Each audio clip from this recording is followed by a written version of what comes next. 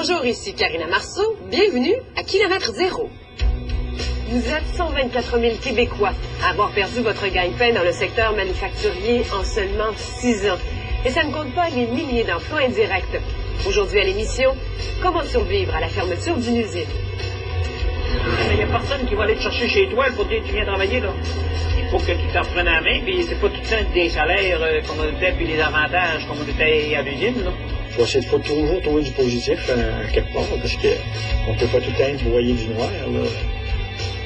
Il faut essayer de s'accrocher à quelque chose.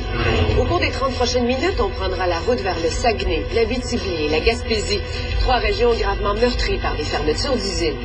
L'ensemble du Québec est fauché par une tempête de mauvaises nouvelles. Depuis quelques années, c'est la crise dans nos usines. L'équivalent de 2 fois la population de Drummondville se retrouve sans travail. Des gens qui, généralement, avaient un bon revenu, malgré une faible scolarité. Ils nous ont laissé à l'abandon pendant X années sans nous donner d'investissement. Puis aujourd'hui, on se ramasse que c'est nous autres qui ferment.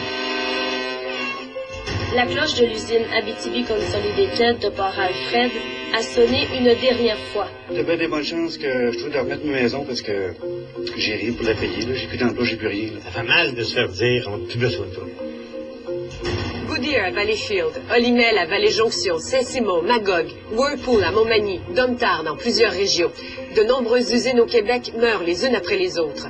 La saignée semble incontrôlable, provoquant trop souvent l'agonie des municipalités qui les accueillaient. Pour le seul mois de février 2007, le Québec a perdu 33 000 emplois dans le secteur manufacturier. Du jamais vu depuis que Statistique Canada a commencé à compiler les données en 1987. Le domaine forestier est particulièrement malmené. 195 usines ont mis la clé dans la porte depuis 2005. Hausse du dollar canadien, explosion du prix du baril de pétrole, difficultés d'approvisionnement en ressources, concurrence asiatique, autant de facteurs qui accentuent la crise actuelle. Pendant ce temps, des dizaines de milliers de drames humains se jouent. Comment survivre à la fermeture d'une usine? À la baie au Saguenay, l'usine d'Abitibi Consolidated faisait partie du paysage depuis 1918. Quand elle a fermé ses portes en 2003, elle employait 640 personnes.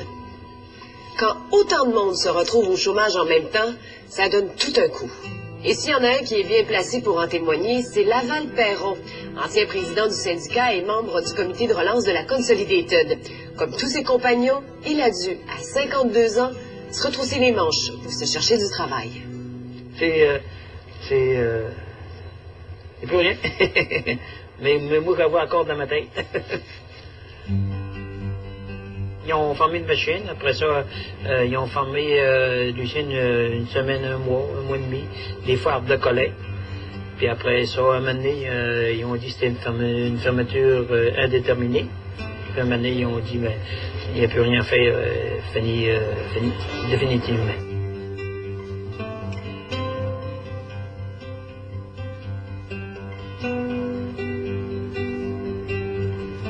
On savait qu'elle allait se passer quelque chose, mais entre le sentir venir et que ça arrive, là, c'est toute une marge. Là. Même si c'est...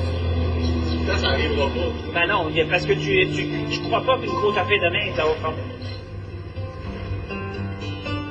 Les travailleurs ont le moral dans les talons. Mais les travailleurs ont dit qu'ils ne laisseraient pas former cette usine-là sans rien faire. Il y a rien de pire que faire des faux espoirs. Là. Moi, j'en ai pas fait. Quand on l'a su, c'est fini. Ça me fait penser la dernière journée quand ils l'ont formé, quand on était machine, là. Quand on avait fait la vigie, là, les gens sortaient en pleurant. J'ai vu des gens aussi, ça le la vie. Il y en a qui... En tout cas, ça, j'aime pas ça trop en parler, là, parce que c'est...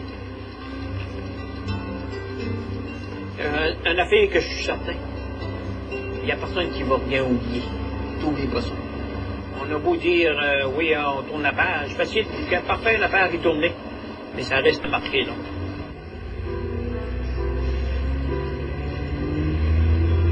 C'est pas facile de trouver des emplois, là, à 55 ans. Là. Tu dis, je suis bon à faire encore quelque chose. Parce que plus que t'étais âgé, là, pire c'était. J'ai rentré comme chauffeur d'autobus à temps partiel. Là. Pour moi, ça fait mon affaire, puis j'aime ça. Au moins, je couche chez nous tous les soirs. Si tu n'appliques pas, mais il n'y a personne qui va aller te chercher chez toi pour dire que tu viens travailler, là. Il faut que tu t'en reprennes en main, puis c'est pas tout le temps des salaires comme on était, puis les avantages comme on était à l'usine, là.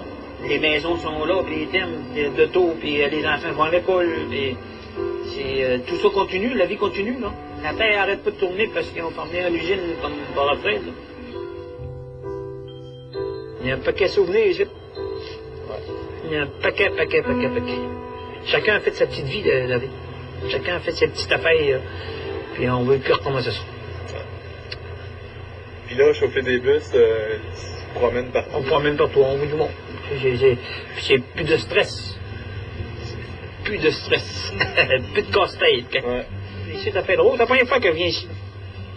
C'est pour ça que j'ai hâte de partir. Après la pause, quand une usine fait naître une ville, et puis s'en va. Il y a des gens qui ont pratiquement tout perdu, là. Perdu les maisons, les véhicules, brisé les ménages.